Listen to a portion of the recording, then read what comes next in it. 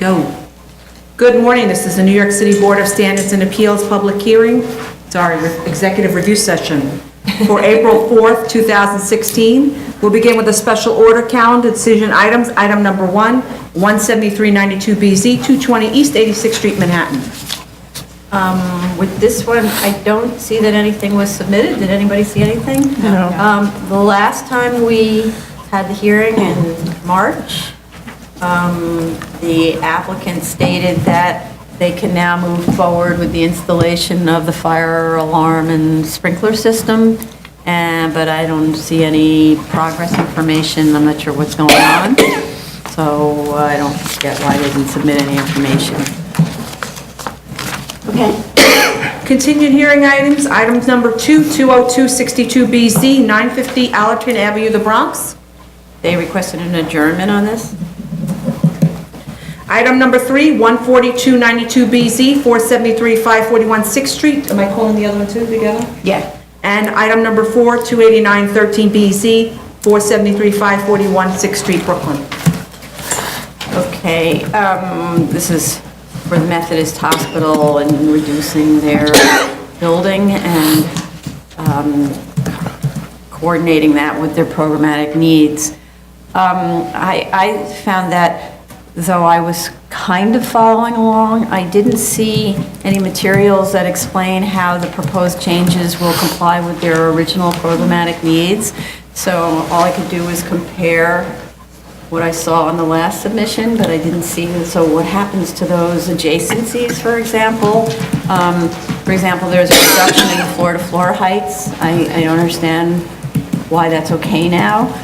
There's also no comparison between, for instance, the number of operating rooms that are now provided versus the ones that they said they needed before, or whether the critical area of room counts are being met, or the vertical and horizontal adjacencies that they stated are so important, or the flexibility that's formed, that formed the core of the prior programmatic needs analysis. So we really need something on that.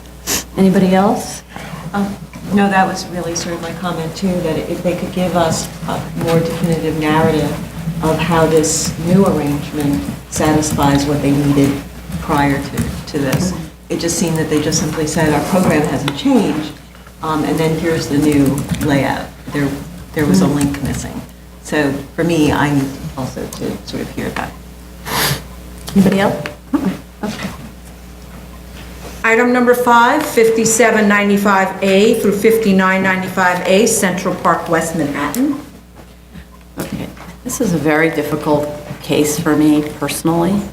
The owner submitted a letter requesting that we not condition approval on full sprinklering of the entirety of the buildings that the fire department requested, because they are not intending to gut renovate the building. The fire department sent back a very carefully worded letter saying that, in fact, there had been statements during the hearing indicating the building would be each apartment would be significantly renovated, tenants would be relocated and then move back into their apartments. So the fire department got that from testimony.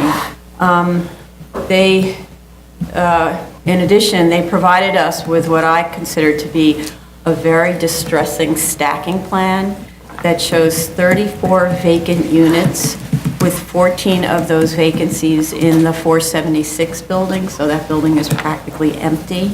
They argue that they can't sprinkler the buildings because they are occupied and because the building code says they don't have to. Fire department also noted, and I agree, that the reason that sprinklering should be required is that the MDL waiver and the building neglect that led to this deterioration, led to deterioration of the building, and hence it's likely that the systems in the building are dangerous. For instance, the electrical systems, the gas systems. And that makes this different than a typical building that only needs to meet code. They got a special approval from this board, and so there is a different standard.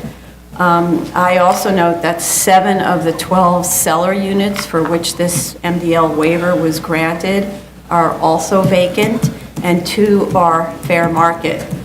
I think that during this severe affordable housing crisis, which actually has been severe since the building was granted this waiver in the 60s, the building's neglect has clearly led to warehousing and profitable vacancy decontrol. And I don't think at all that's what the board had in mind when it granted its original waiver. My own HPD violations search shows a total of 126 open HPD violations. They showed us photographs of little bits of patchwork and things like that they're intending to do or have done. And I mean, when you look at the damage that was done to the building from neglect, you realize that there's much more going on behind the walls. I'd like Commissioner Shonda actually to speak more to that. And that so I have to say that in general, the buildings are in really bad shape. And my personal feeling about this application is that after 53 years, the last 20 of which at least, if not all 53 years, subjected the seller and other tenants to live in substandard conditions as a result of the neglect, with plenty of vacant units above grade to move the 5 existing seller tenants into, I think we should either deny this request or hear it from scratch and hear extremely good reasons why such waivers should be granted. Next, Commissioner Shonda, really, I'd like to hear. Thank you. I think you have stated my concerns very clearly. And looking through the stacking plan and comparing the list of violations and the range of violations, while it's a step in the right direction, but it's a very tiny step, and I do not think it is enough to address the severity of the kind of issues that these 3 buildings have had over the years. I think the list that indicates the kind of improvement that's been made, I think they are negligible. And I do not think they really improve the quality of life. There is significant leaking issue in the building. We do not, I mean, just patching up the surface is not the answer to it. We need to know what is the cause of these leaks, which is leaking all the way from roof to the bottom. And since some of these units are vacant, we also don't know the extent of the damage that has been done to these. I think just mere patch up and putting smoke detector and which should have been fixed. I mean, changing a smoke detector alarm and CO alarm should have been done a long time ago. This should not have been the reason. So while it's good that this has started, but I think we need a much clearer understanding of how some of these egregious nature of the violations are going to be addressed and how quickly. And the other thing that concerns me is that I see these 2 units that is called other, Unit D. I mean, from the way the stacking plan is, am I to assume that this is below the basement level? And I don't think we ever approved anything that was units below the basement level. So I just need a clarification on how the stacking plan has been laid out and how it vertically relates to it. And I agree, I don't think if the issues are not addressed, probably we should just either review it from scratch or deny it. Anybody else? And I agree. I was very distressed to look at the photos that were submitted because it was clear to me that it was just package jobs that were masking serious problems that are just going to reappear as soon as this grant is renewed. And I feel like it's bad enough for landlords to continue that kind of condition in the private sector away from the public eye, but I wouldn't want to be part of the BSA that's associated with supporting this. And so I feel that if they can't truly bring the quality and condition of those units up to a standard that they would want their mothers and fathers living in, then I don't know if we should continue to extend this variance. It's a privilege, and something needs to be returned to the community for the privilege of allowing to be able to rent those cellar units. Anybody else? The only thing I could add is that, the C of O's always referred to temporary occupancy of the cellar, so it was never considered a permanent change of occupancy, and DOB never inspected it in that way, so. Oh, interesting. Anything else? agree with what has been said. I just wanted to add that in terms of the water damage, of which there is a significant amount evident from the photographs, it's clear to me that behind those walls is mold that's been growing for God knows how long. That's an incredibly dangerous, toxic condition, and the mold would need to be remediated with proper mold remediators and not just the kind of patchwork that you often see where, you know, the guys come in with a little can of bleach and spray it. Okay. Move on. Item number 6, 18608BZ, 3065 Atlantic Avenue, Brooklyn. Okay, this one, nothing was submitted, none of us saw anything. Maybe something was submitted in hard copy, but nothing that we got to read. So we don't know what's going on. I think they must have adjourned or something. They didn't submit an adjournment letter, nothing. Okay. Or if they did, it wasn't submitted in proper fashion, therefore we don't know about it. We, the commissioners, don't know about it.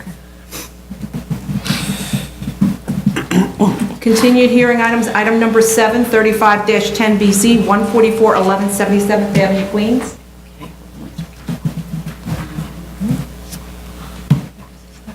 They asked to adjourn this.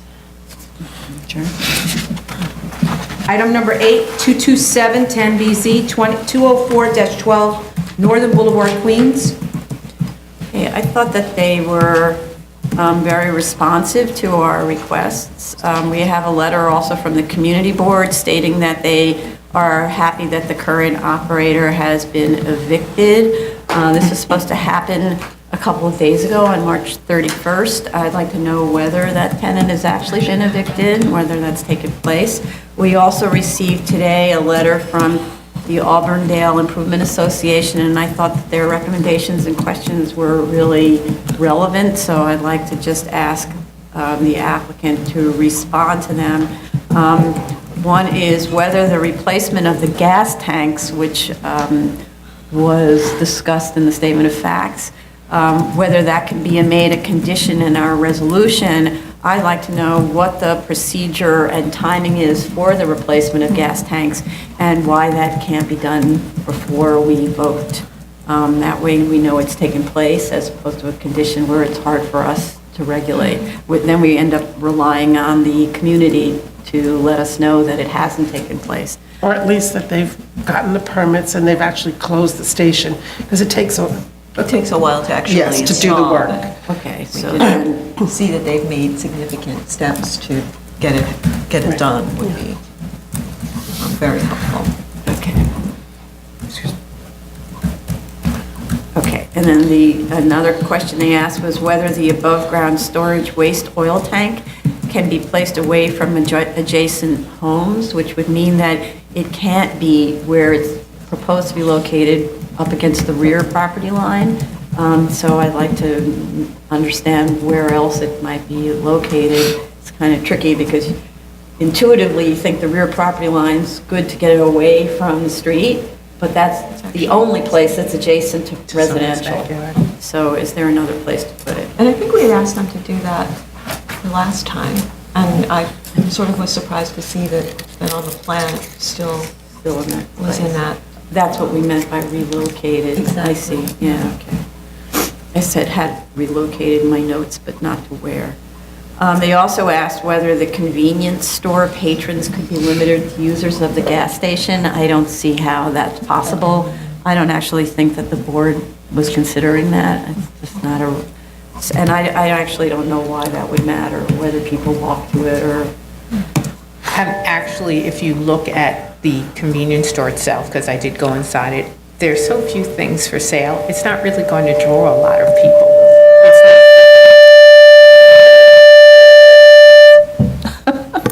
Okay, it's not like a 7-Eleven where, you know, it's like got so many products that people are going to go in for. It's like, got like shelves, you know, a few candy bars, a few types of drinks, and, you know, air freshener things. It's really not going to draw a lot of people from the neighborhood to come shop. But you'd wonder, why do they want, a convenience store is supposed to make an income? why don't they want to sell something that's income producing? I mean, they do sell, but it's like, well, as you could see from the plans, the amount of space is so small, it really is not gonna draw the neighborhood. I really don't see that as being a legitimate concern for the neighbors, that people are gonna start flocking to this store and at all hours. It really isn't. Yeah, Unless there's a this run is- on air freshener. Right. This is not going to be an exclusively come by shop here kind of thing. So, Right, right. It's not like a Dunkin' Donuts or something. Right, it's not a big magnet store. Especially given there are other kind of stores that are there where one could buy a whole range of other goods. This Right. is not going to be the place where somebody's going to come and buy that glass of water or bottle of water. Okay. And then the last thing they asked was whether this could be on a shorter leash because of the history of the site. So a 5-year term, something we could discuss. Another that the public should know is that at any time that the applicant is not complying with the terms of the grant, they can be brought back for a compliance hearing. So the community shouldn't have to wait 10 years before they voice their concern. I'm really sorry to hear that they were suffering and didn't complain to the board to bring this back sooner. Okay. Item number 9, 16-12BZ, 184 Nostrand Avenue, Brooklyn. Okay.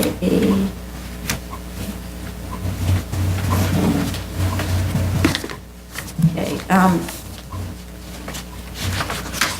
So they made some minor modifications here and there, but despite those minor modifications to the lobby area, it still seems obvious to me that that auditorium, so-called, is going to be used also as a catering facility. I don't question that it's going to be used sometimes, somehow or other, for the school, though the circulation is absolutely terrible for the school. And if it were, and I actually question how you'll be able to manage tons of kids running down the stairs, and then they get to this bottleneck where they have to work their way through the corridors and the doors and all of that to get into the auditorium. So I think it's creating really a difficulty for the school administrators to get the kids into the auditorium each time. There are 2 staircases, but typically you have like this crush of kids running down 2 sets of stairs, and they all end up in the auditorium. And this is really ignoring the needs of an operating school. So I would say that second lobby needs to be eliminated entirely. There's no reason for it. Or we say a banquet facility is use group 9A. It's a permitted use in an M1 zoning district. It has parking category D. Therefore, call it what it is, and provide the required parking and adequately separate the banquet facility from the school, so we're not concerned about adults and children mingling.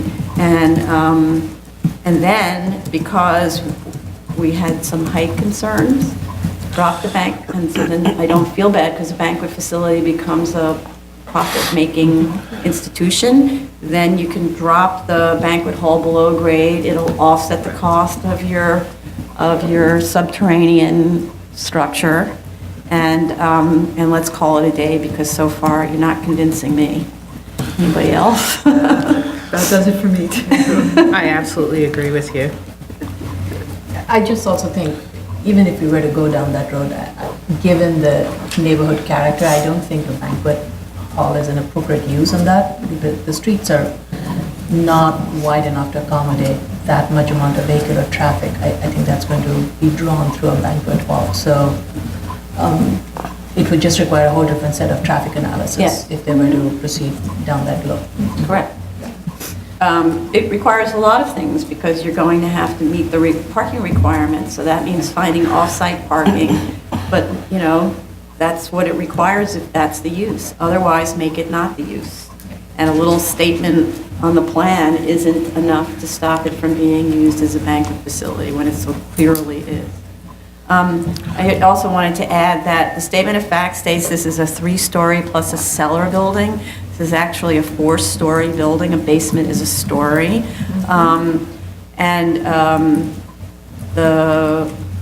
I'd like them to show the maximum street wall height and setback distance on the sections, which is not shown. We just sort of have to imagine that it's complying with that. The daily room schedule was provided, but we don't have a floor plan showing where those rooms are. It says room 202 will be occupied in such and such a way.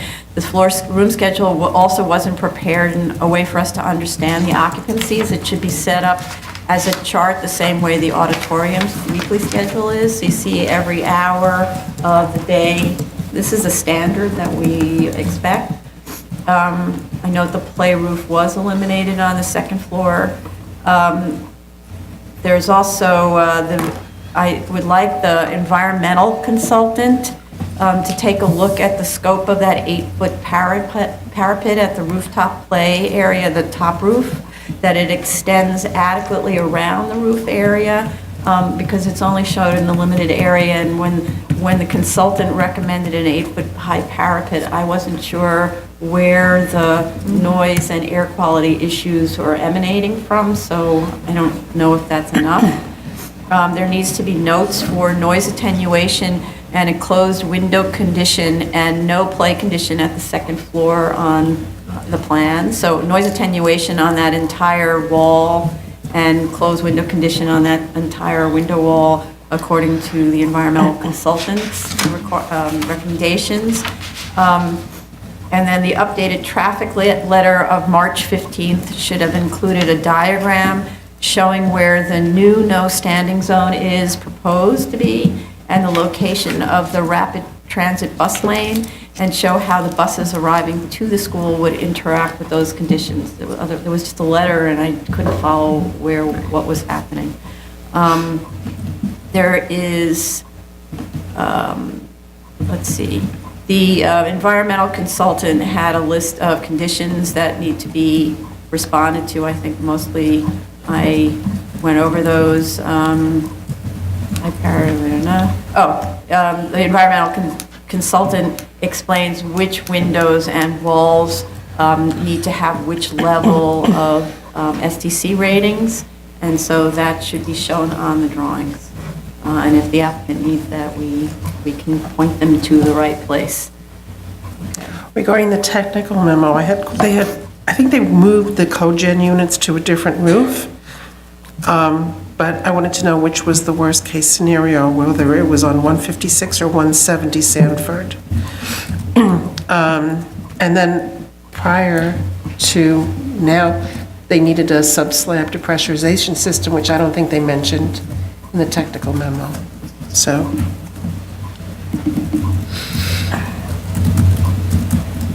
Right. I had a question, this was mentioned in the earlier documents and I may have overlooked it. It's a question, there was a reference to Title I program, and it wasn't quite clear how many students will be taking part in that program, and will there be bus drop-offs and pickups for students attending that, because that is going to happen after the school hours. And so we need to kind of understand the buses, or will the parents be coming and picking them up? So that also needs to be factored into the analysis. Okay. So that wasn't picked up in the transportation I study? at least didn't notice it, but there's been so many iterations, so I may not have. Right. I would like to clarify. Anything else? Okay. Okay. New cases, item number 10, 36482BZ, 24524 Horace Harding Expressway, Queens. Okay, I don't think I saw the Department of Investigation response, though I know it takes just a second. Community Board response may have come in this morning, but I don't know if it was that one. No, okay. We also need fire department proof of the fire alarm and sprinklers. The photos show that both were installed in the images that they provided, but I never know what those photographs are of and where they might be missing. Anybody else? I think they added an awning sign. They added a what? Awning sign. Awning sign. If they could add that to the plans. and make sure it complies. And also on their plan, they haven't labeled all of their areas, so if they could do that. Label all the areas? Yeah, all of the various workout sort of areas. They have some open spaces that you're wondering exactly what it is. Anybody else? As part of the previous approvals, there was a requirement that a 2-hour free parking sign be posted. Right.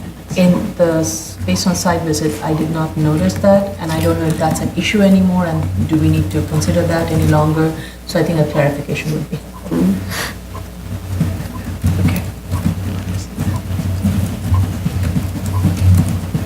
Okay. Item number 11, 229, 84BZ 75-28, Queens Boulevard, Queens. Okay, and likewise, we still need the Department of Investigation response on this and the fire department approval of the fire alarm and sprinklers. The photos that they provided, which seem to have been taken while walking. So they're so blurry, it's really hard to see what anything is. They show emergency lights and exit signs installed, but I can't tell whether it shows alarms and sprinklers. They may be those recessed sprinklers that have the little caps, but it really was impossible to tell. Also, there were plans dated 5/28/14 that show fire alarm station locations. I'm just curious whether those, I'm not just curious, I want to know that those were installed. And again, fire department sign off on that. Anybody else? There needs to be a signage analysis form. It was never submitted because there's a change in signage. And this came around previously for an extension of term, and the condition of the parking lot and the fence, they were in poor condition. And the board instructed them to bring up the conditions, and a site visit has shown an unkempt, dirty parking lot strewn with litter, especially by the fence, and a fence that it's in various stages of disrepair, and it's bent, and it's really needs to be upgraded, like we stated before. So, like we've been doing in that case, they need to clean all that up before we can vote. Yes. And I think their statement is incorrect in terms of when the term expired. They didn't add the fact that they recently got an extension of term from us, and it actually expires in 2024.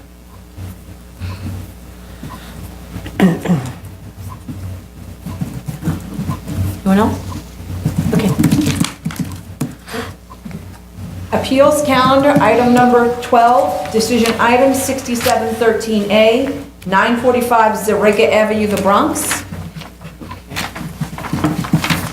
So with this, I'm sorry to report that we're going to have to, based on DOB submissions and our review of the materials in light of those submissions, we're going to have to reopen this. So I'll just kind of summarize what I learned in reviewing the materials from DOB, and then going back and reviewing other materials, and other commissioners will have more to add. First, in 1986 to 87, Allied Outdoor and owner Metro Shelf Storage filed an application to erect 2 perpendicular business signs on the roof. The drawings show that they were to be located close to the east and north facing walls. So that's one facing Zariga and one Bruckner. In reviewing the drawings that show the current sign's location, it is obvious that the business signs described in this 1986 drawing would not have fit adjacent to the current sign, assuming it existed at the time of the 86 application, which it needs to have in order to show continuity. So, either that sign that was the subject of the business sign application was never built, or it was erected in the location that we see it today. I note that we don't have any photographic evidence showing that the sign in its current configuration existed prior to 1987 in terms of the continuity review we only have other kinds of things. We have, electrical permits and a bill from a roofing contractor and things like that said he worked around a sign, but up until this time, the location of the sign in that actual location really wasn't that much in question.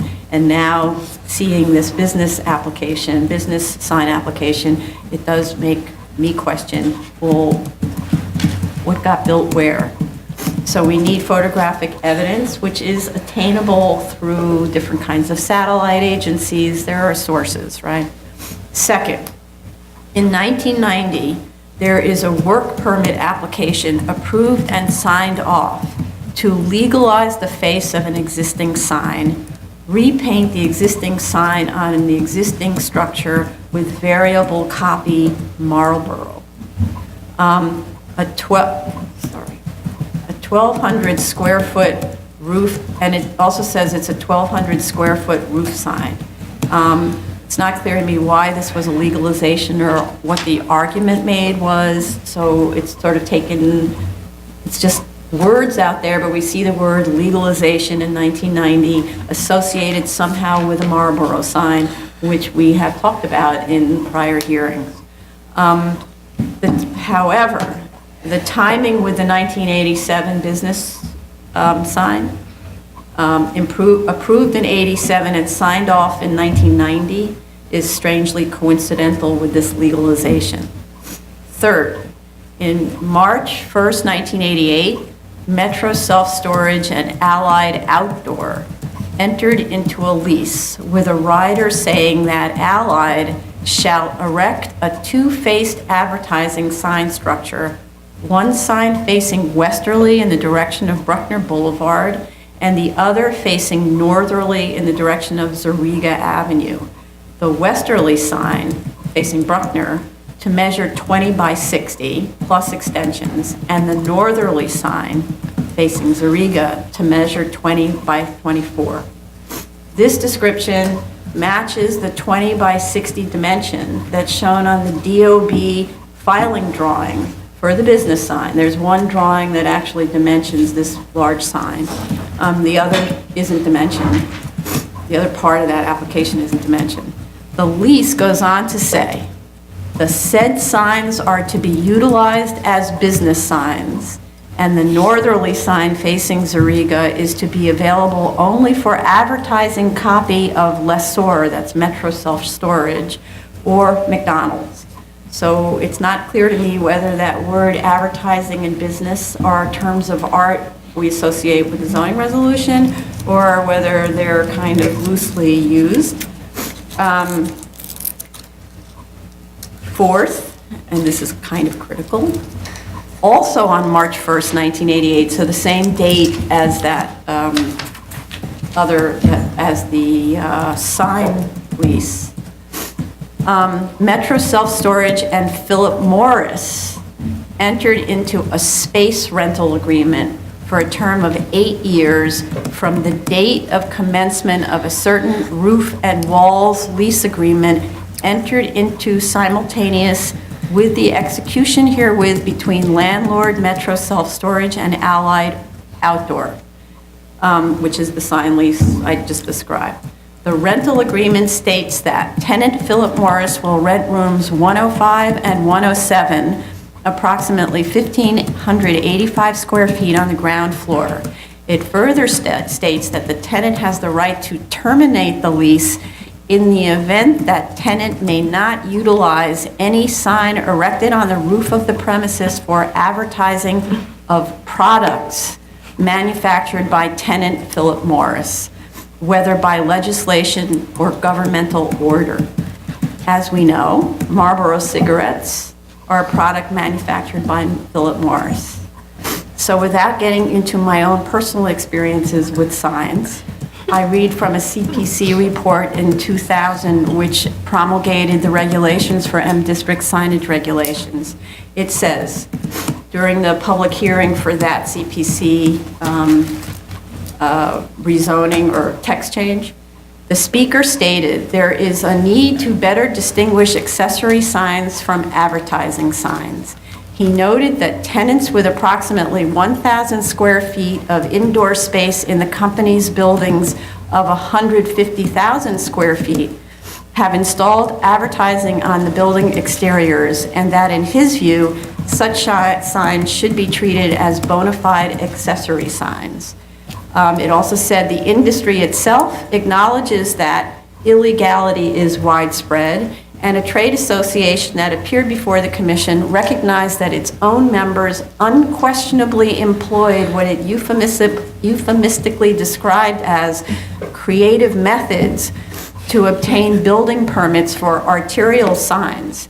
The commission heard testimony from a building owner representative that he considers as accessory a large sign placed on the exterior of one of his buildings which advertises products manufactured by a clothing company that occupies as a tenant less than 1% of the floor area in the building. So, according to all of this data, even if the sign had been established in 1979, as the court directed, we find, and even if it had been established as an advertising sign in 1979, which the court may have left for us to determine, though the language is kind of ambiguous, and even if such advertising sign had continued to be used until 1986, it appears as if the use was abandoned when, somewhere around 1988, when Philip Morris rented space in the building and advertised its Marlboro products on the roof and applied for a business sign. So we need the applicant to respond to these issues and also to provide us with photographic evidence of the sign's existence at that location prior to 1986. Hit it. I think you said everything. But yeah, it just seems that it changed use from an advertising sign to a business sign. That's what it really points to me. I have to agree. I mean, when I will say that I will use my experience back in from 1980s on, that indeed, you know, I've seen sort of this, I don't want to say illegal, but sort of playing around with the rules in the sense of trying to sort of convert that advertising sign to a business sign, and by getting space in a building. And I've seen sort of this pattern before, and that was typically why one would say it was a legalization of a sign, because you either got or you were anticipating some sort of violation. And this was a way of sort of legalizing that aspect. So I have the same questions you have, and am anxious to hear what they have to say. Anything else? I agree with everything that's been said. Well, this scenario is really the only way that all the different parts fit together. Because the other way, it was like, well, how are you going to put this two-faced business sign right on the corner, which would obstruct the existing advertising sign to some degree, and really reading it as Philip Morris renting space in the building and using it as a business sign is the logical result.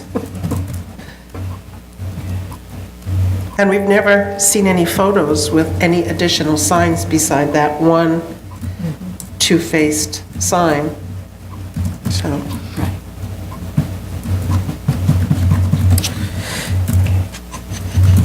Thank you. Okay. Continued hearing items, item number 13, 234-14A, 738 East 6th Street, Manhattan.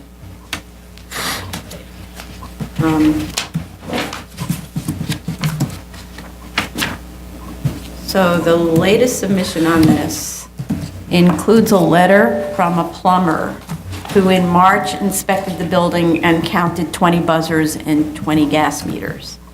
Somehow from this count, he concludes that the 20 units have been there in continuous use since 1985. We're not disputing whether today there are 20 units. The question is whether at the time the C of O was granted, there were 11 units. And the plumber has not clarified this at all, because 20 meters today and 20 buzzers today doesn't mean there weren't 11 meters in 1985. I don't even understand what the plumber was asked to do.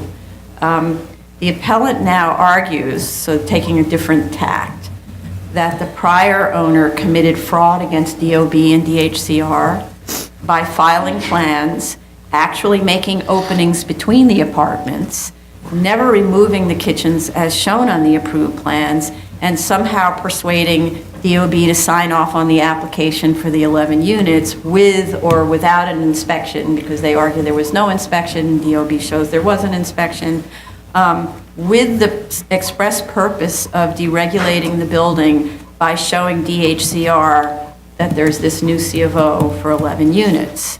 I think that's quite a complex scheme. Not to say that people wouldn't have pursued a complex scheme, but it requires a lot of supposition on our part or assumptions on our part. As discussed before, the only work that was required to be done to combine the units was a door opening in the wall and the capping of the gas and water lines at one kitchen, and they were like wire units, so they weren't built-in kitchens. You could just cap it, remove the entire unit, and just put it in the cellar, frankly. Neither DOB nor the appellant seems to know or wanted to dig into whether that would have constituted minor work for which a permit was required or for which a sign-off by the plumber was required, because it turns out the plumber didn't sign this off, the architect of record or engineer of record signed this off. I wish DOB would be more definitive about that, but I'm not sure that it's that material. With respect to the permit that appellant claims was never issued, one must have been issued. This was an alteration type 1 application with a number that was filed and approved, and which led to the issuance of the C of O. So even if it was a no work application, well, it would have needed to be a no work application to not have a permit, right? Even if it was minor work, there would have been a permit because it's leading to a C of O change, right? We think, unless DOB has another take on it, but that would account for not being able to produce the permit. It seems to me that if the appellant really wanted to pursue the fraud on the agency case, appellant would need to do the homework that we asked them to do several hearings ago, and answer this question. Was it legal in 1989 to convert the building to 11 units from 20 units, 20 rent-regulated units? If it wasn't legal, then DOB didn't have the authority to issue the C of O. If it was, as far as I'm concerned, the record shows that the C of O was properly issued. So that argument is for appellant to research and make, and I don't think he's made it. Anybody else? No. I just read the plumber's letter as saying, based on his knowledge, that none of the piping looked as if it had ever been capped off. So I'm reading that as all of the piping is of the same age. There's no indication that any work was done on it. And I kind of took that as some kind of evidence that the work had not been done. Mm-hmm. And that there were 20 units in the building all along. I'd need more to believe that. Because, I mean, for instance, the meters, Right. you know, I remember lots of buildings that I worked on where in order to cap off a meter, or let's say to discontinue the meter, the cap-off process was very simple, and Con Ed did not come and take the meters. They were just abandoned in the building. So you wouldn't have need to remove the meter. I don't know what the technique was for capping it off there, but then these were Dwyer units. So the Dwyer unit had nothing. It just had a little cap on the gas line that you screwed off and unscrewed, and then a flex tube that connected to the Dwyer unit. So how you could tell that they had never put the cap onto the little threaded thing, I don't know how you could see that. I wonder if there's a way if they could find out if there were still 20 accounts Right, so attached that, to we each asked meter. them to do that. We asked them, were the meters functioning throughout this whole period? Were there accounts, et cetera? And they said they can't get access to them. I don't really understand that. Maybe Con Ed doesn't keep records that far back. I don't know. But But wouldn't there only be a certain number of accounts open? So they wouldn't have to prove that the accounts were closed, but couldn't they just get a listing of the active accounts and it would only be a few acting accounts? It wouldn't be all 20. Right. And they could do it by that. Like if But we've asked Con Ed- them right. to do that, and they haven't done that. But then you go back to the same issue, so what they're arguing is, the prior owner went through all of these machinations, somehow or other persuaded DOB not to inspect, did make the openings in the walls just in case or something like that. There was an inspection, I don't understand. So, but it seems to me the cleaner way of doing this is to study the law. If you have 20 rent-regulated units, what's the law about kicking them all out? Because DOB doesn't check whether the unit, now there's non-harassment forms that have to be filled out, but I don't think there were then. Maybe there were then. Are these old law tenements or new law This tenements? is an old law, I think. I think it's all on here. Why? No. So I actually have a C of O history, that was built with fewer units, then made more units, then made fewer units. It went back and forth over its very long life. It goes, there's an iCard. Let's see. Anyway, it went back and But forth. don't you have to register those units every single year Yeah. and pay on it? Yes. So shouldn't there be some sort of record that now there were only 11 units registered for a significant amount of time? That they Well, can DHCR somehow- has it now as an 11-unit building, as does HPD, right? Right, you get every year, there's a notice to the tenants that goes out and says, this is your stabilized rent and all that sort of stuff. There was a point where those letters stopped, maybe Right. because there was no tenants. Right, but isn't the whole problem the fact that DHCR is insisting it's 20 units to this day? And so they have that catch-22. They're kind of stuck because DHCR is insisting it's 20 units. The C of O is saying 11 units, and they can't rectify the situation one way or another. Was DHCR actually currently saying it's 20 units? I thought that was the Yeah, issue, is that they're in a rock and a hard place, because DHCR is saying, no, it's always been 20. DHCR denied the request to... For the reduction. To reduce to 11. No, they denied the request to deregulate the units. That was the request. And they denied it in 1999 and in 2000 or something like that, right? But I don't know that DHCR records, current records, do we have that information? Show that it's 20 units. How could it show it's 20 units? Because that's what it was prior to the C of O. Right. I don't think we have any 2015 DHCR records. My recollection on the November 19th was that DHCR had the record of 20 units. And that their way around that was to do that fictional joint lease that would show DHCR that there were 20 different people Right. occupying these apartments. However, there were only 11 apartments, so the leases themselves had to be like A and B. Okay, and look, I need to see the DHCR. So, but it seems to me then, that's where you go, where you Right. research the law, and you establish by law that there was no authority to reduce the number of units, and that DOB therefore had no authority To to issue grant. CO. Yeah, exactly. And DOB couldn't have known, unless somebody pointed it out, that it had no authority, right? So, and I'm not sure why this wasn't attempted these many years ago. Okay. Move on? New case, item number 14, 13811A, 6401 Woodside Avenue, Queens. Okay, this is a pretty straightforward continuation of vesting. I'm just curious, so we don't have a community board recommendation. I'm not sure whether they get in on this. Well, I don't know, apparently they wanted to meet on it, and there was some issue or something. But Okay.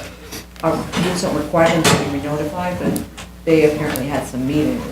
Okay, so we just need their recommendation, and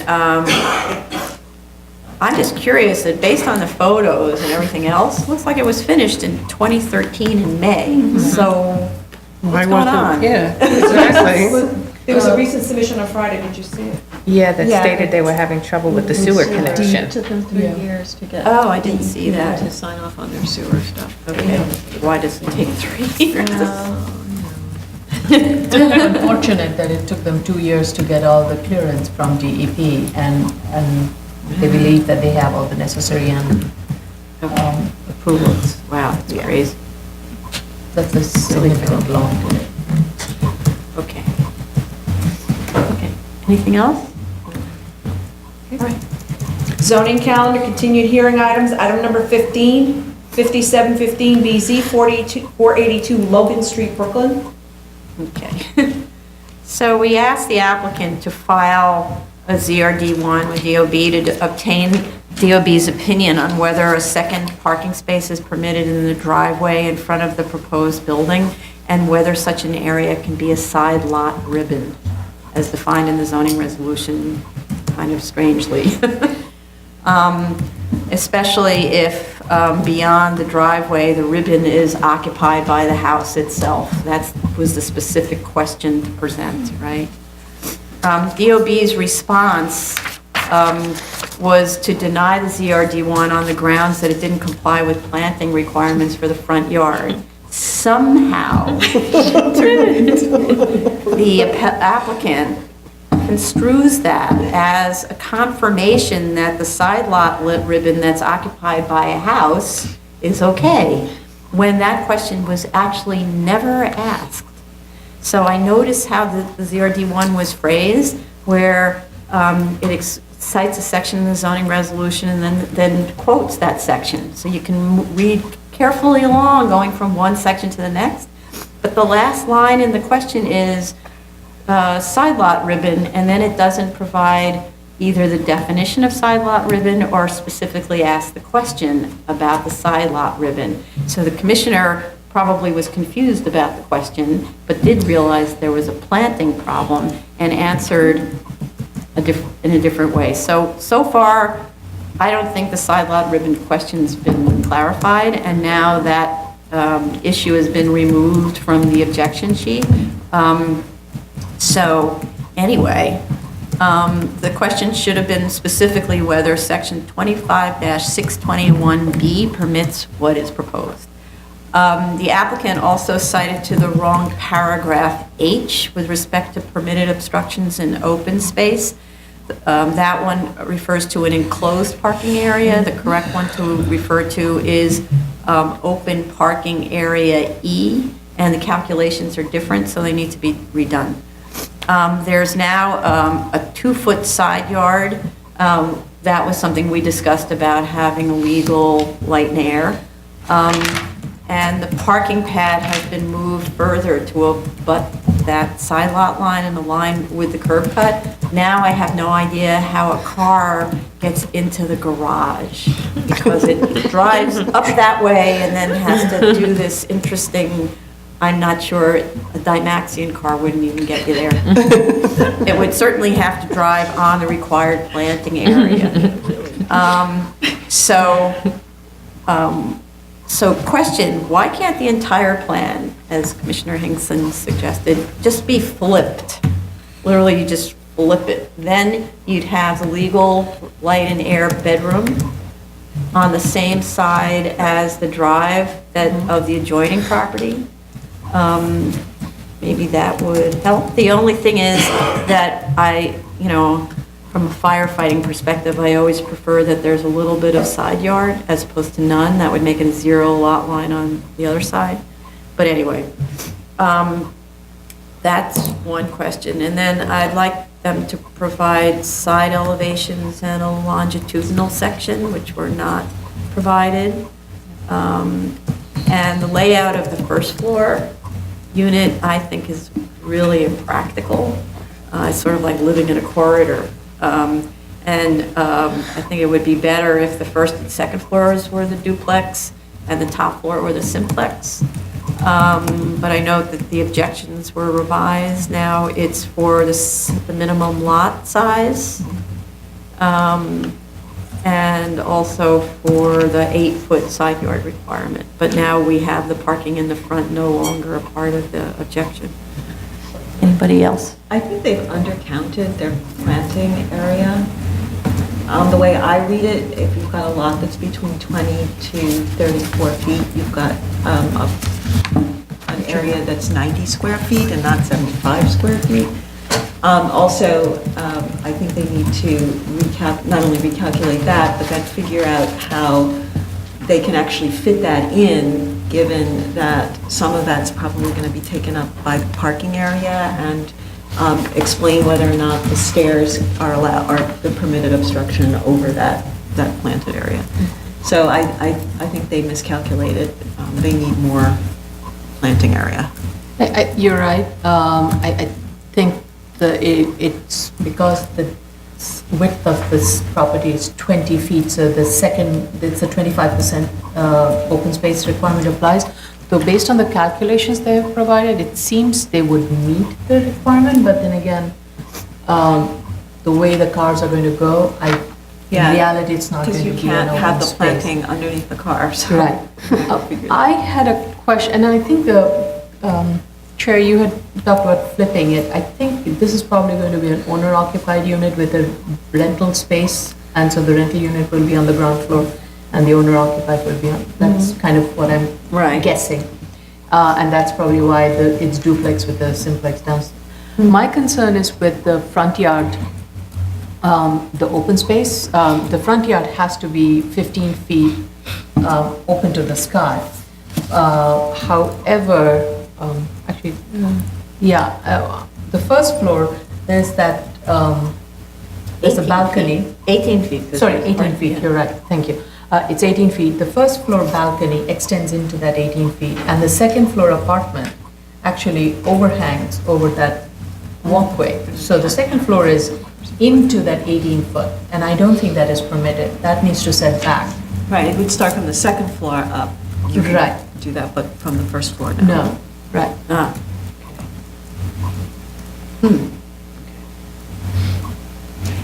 Yeah. I don't really understand.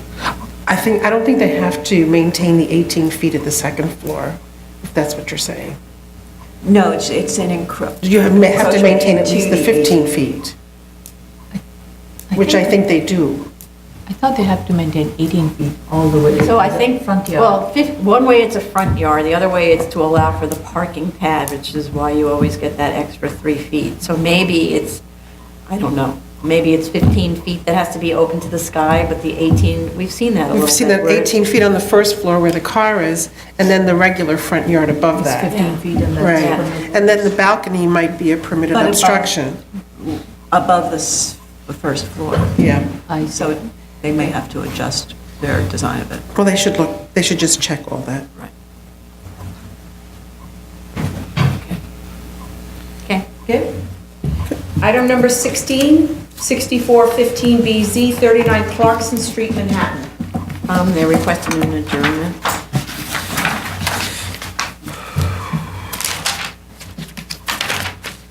New cases, item number 1, 9914BZ, 432, 434 West 31st Street, Manhattan.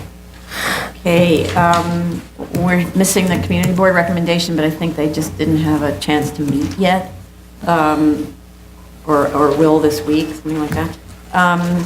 So this is an extremely odd little site in a very odd location that's pushed up against the entrance to the Lincoln Tunnel.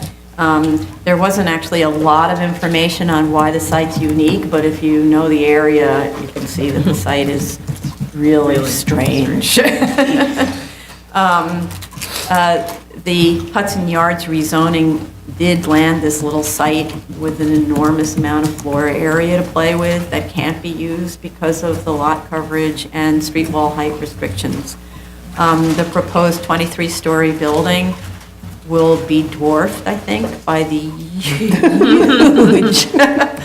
developments going on around it at Hudson Yards. I mean, that rendering was breathtaking. I actually gasped when I saw it.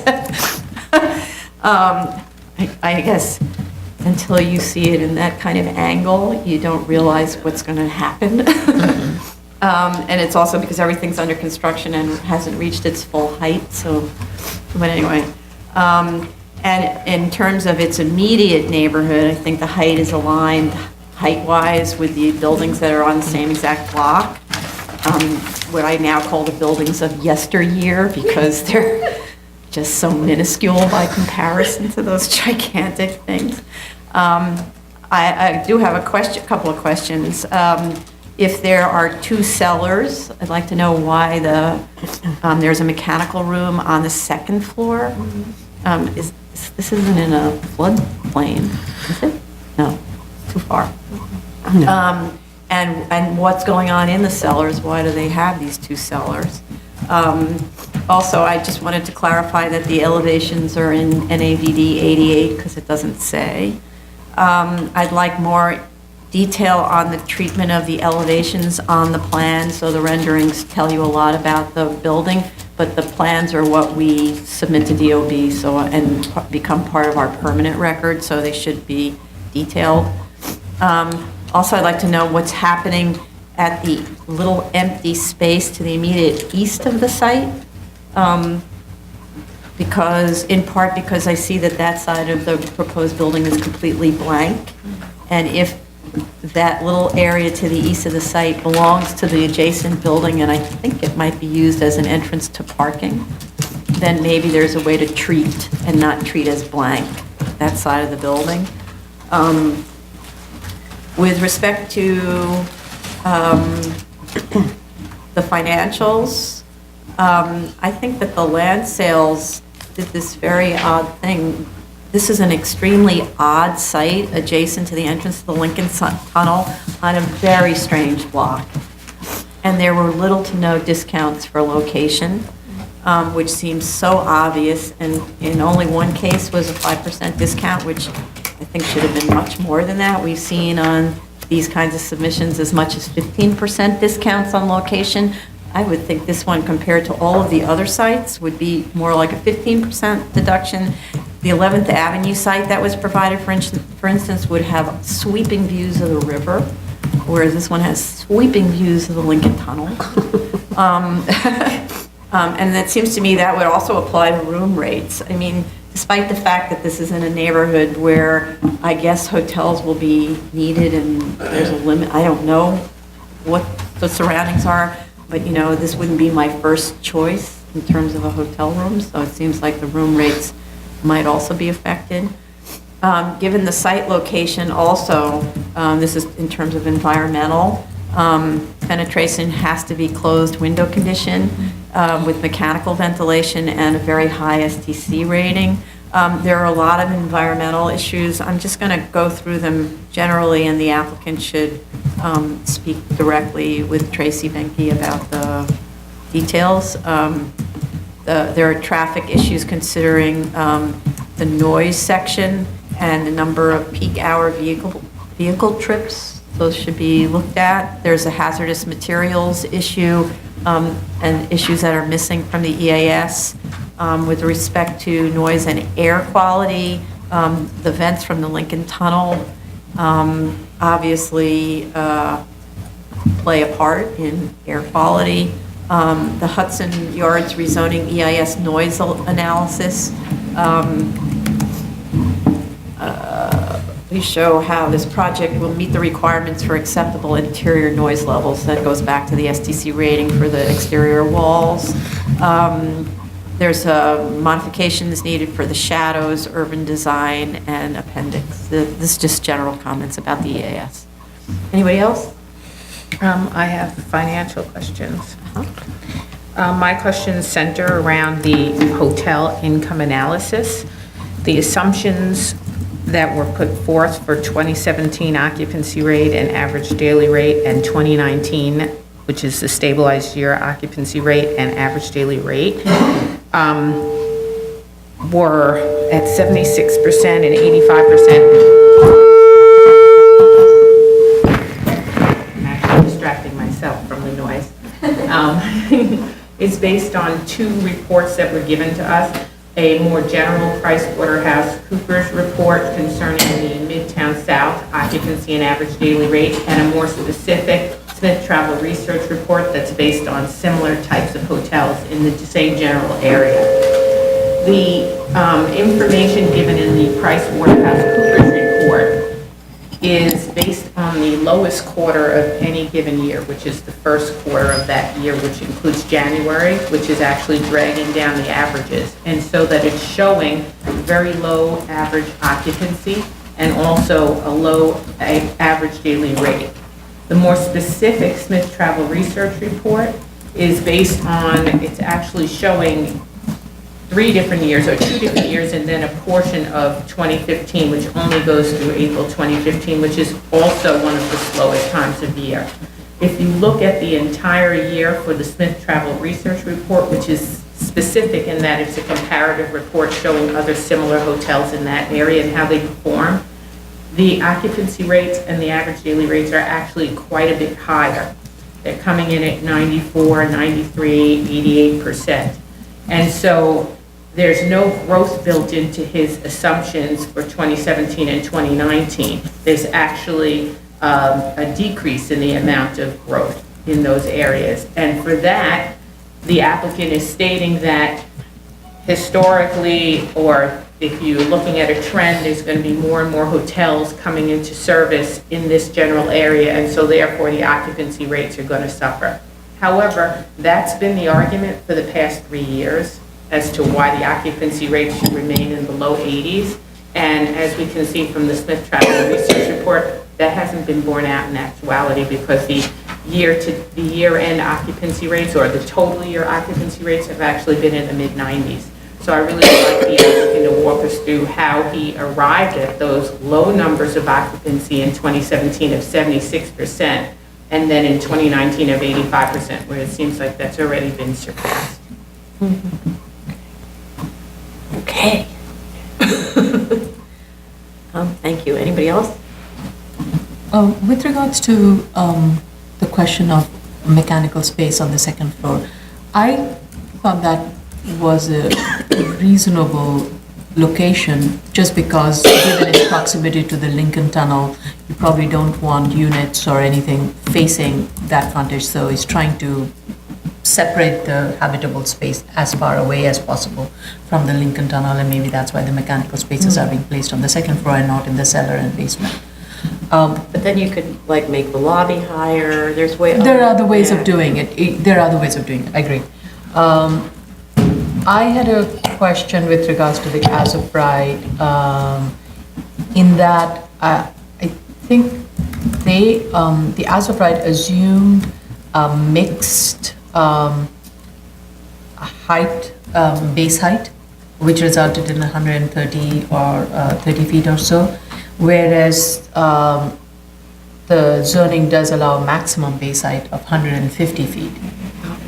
So by mixing it, the average came down lower than 150. So my question is, in the as of right, if we had maintained a maximum base height of 150, would we have achieved more units?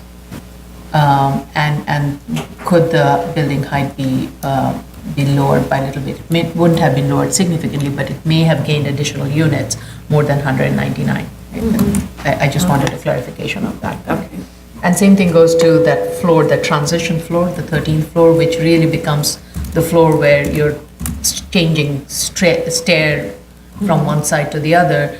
There are a couple of spaces which are not being used as hotel rooms, and the question, is there a way to reconfigure that room to allow for some additional hotel rooms? And would that have achieved, increased the hotel unit count more than 199? But they are, what's the loss? A huge loss. They're very far away on the as of right, because it's such a tall building. very inefficient. Right. Right. Yeah.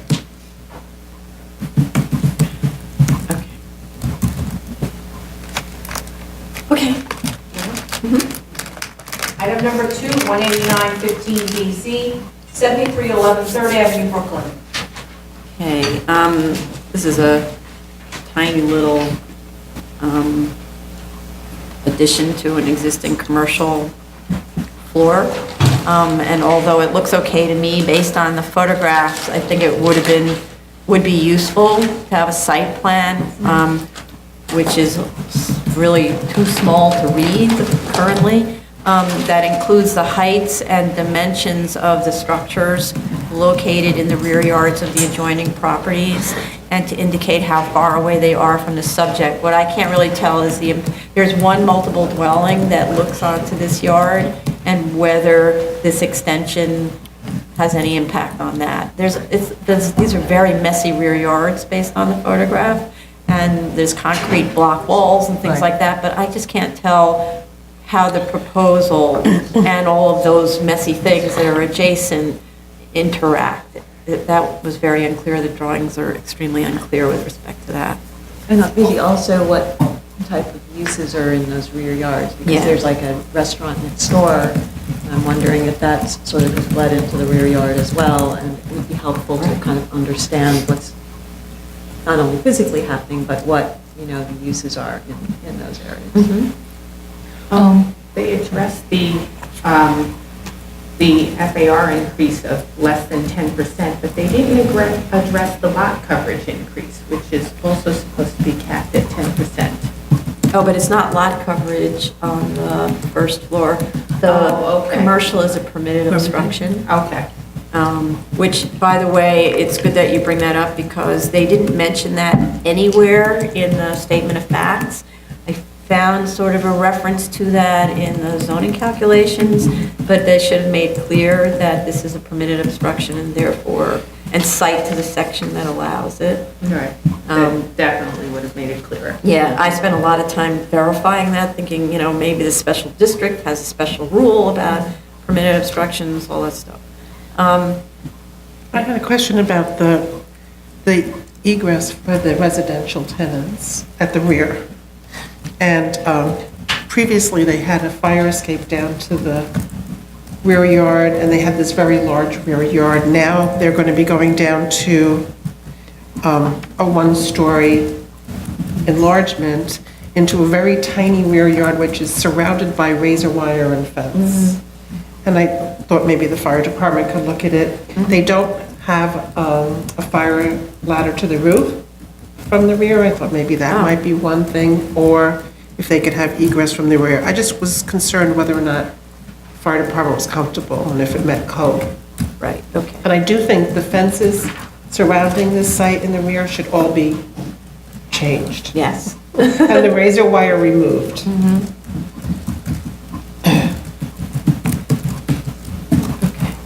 Also, I noted,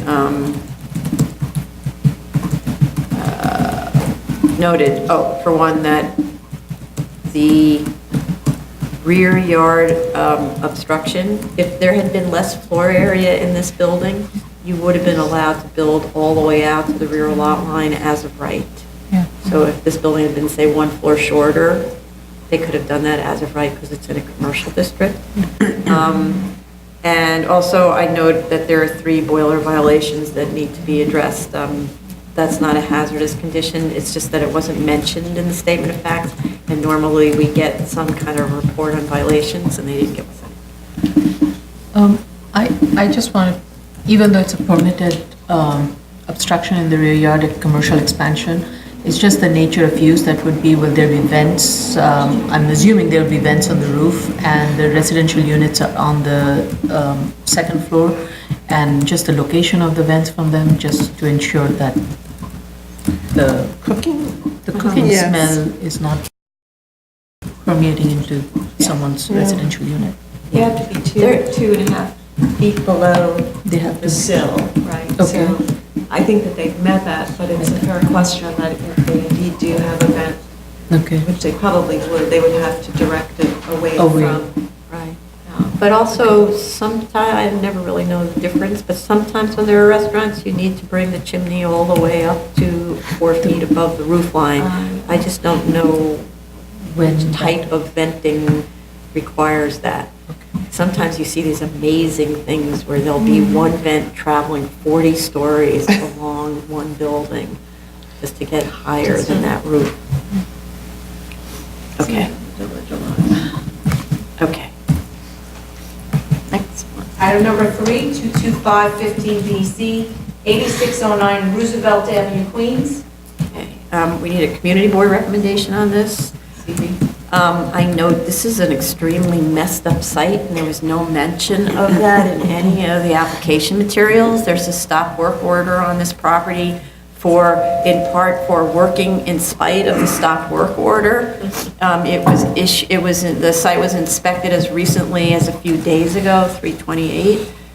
There are 12 open ECB violations for illegal gas installation, construction without a permit, illegal signage, including signage on the roof, failure to maintain the building.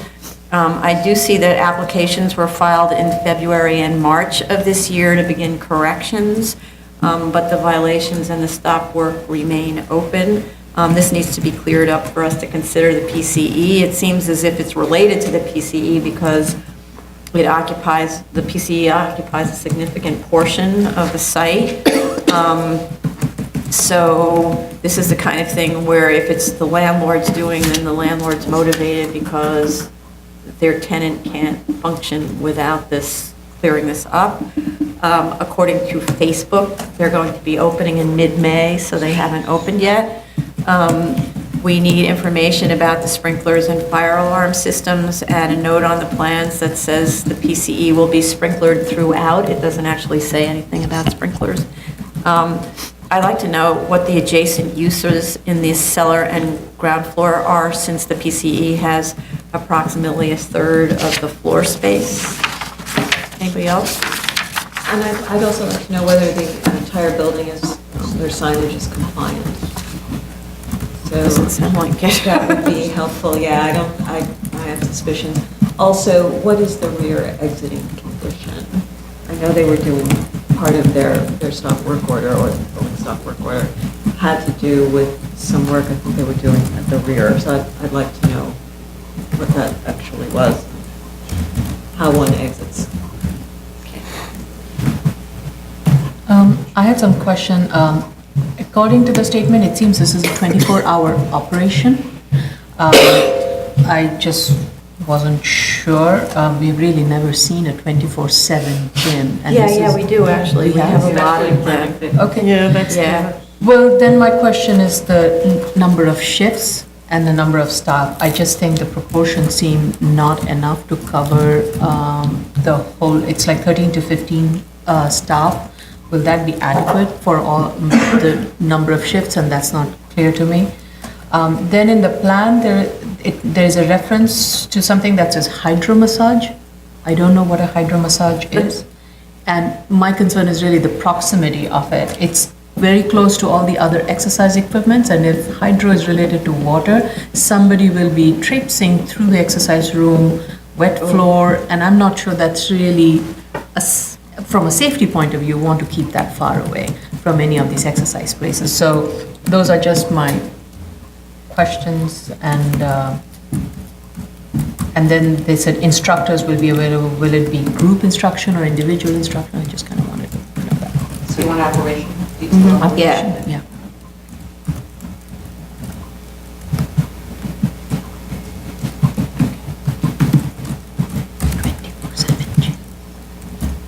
Most Planet Fitness or. Right. Item number 4, 22415 BZ, 3780 2nd Street, Brooklyn. Okay, this is an extremely modest proposal for a 231 square foot, one-story addition that doesn't impose on the required rear yard. Was so happy to see this. Some people don't want the max. Right, it's just amazing. And even the community board supported it. Except for the Except for the chimney. chimney. Except for the chimney, right. Well, I can understand, so I do have a question, though. The new cellar extension under it is being extended with a mechanical room. And I looked this up on Find My BFE for the flood zone, and surprisingly, this isn't in a flood zone, and It's very hilly. Yeah, It's very mine's hilly. perfectly, Okay. yeah. So not in a flood zone, okay. So, what? Yes. Yeah, but I mean, it's like a block from the water, and that's why. It rises, it has a very steep rise. Okay. Yeah. And then with respect to the corner chimney, I understand sort of the objection because in the elevations it looks funny. But you do see sometimes on the corners of porches, you see barbecues and things like that that have their separate chimney. I'm just wondering whether the architect looked at in response to the community board switching the location so the chimney is against the house. But other than that, I'm just so happy not to see a 5-story, 20,000 square foot house on this site. Okay. Okay, that concludes the executive session for April 4th, For the 2016. fireplace. It's for the Their fireplace. barbecue.